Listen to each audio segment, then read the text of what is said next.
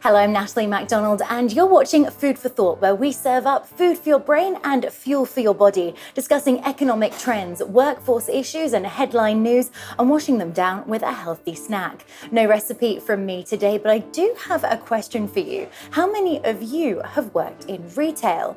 Retail employs around 1.3 million people in Australia. That accounts for around 10% of the workforce.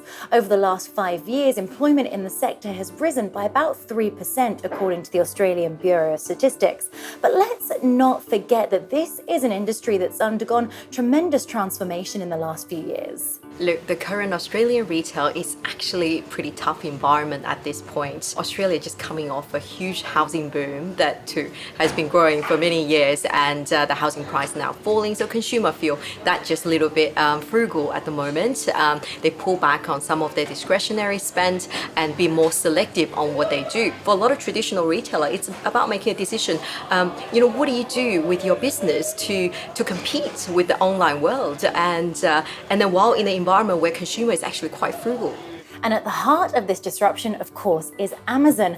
The tech titan arrived on Australian shores with a bit more of a fizz than a bang. But Brian Walker, founder of the Retail Doctor Group, says the best is yet to come when it comes to Amazon. We see this relentless focus on data, focus on customer.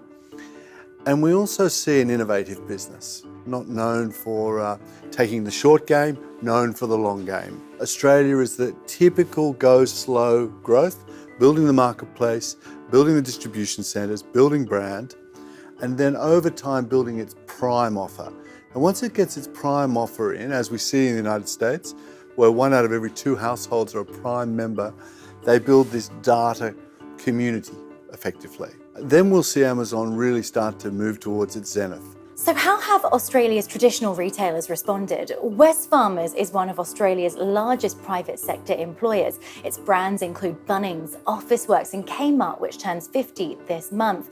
It's also, as our panel highlights, the master of brand strategy. When I think about WestFarmers, I think about its brand strategy. And if you think about the different places that a number of its brands sit, and you think about what's going on in the economy, you can see why the aggregation of all these brands is working so well for the company. Take Kmart, for example.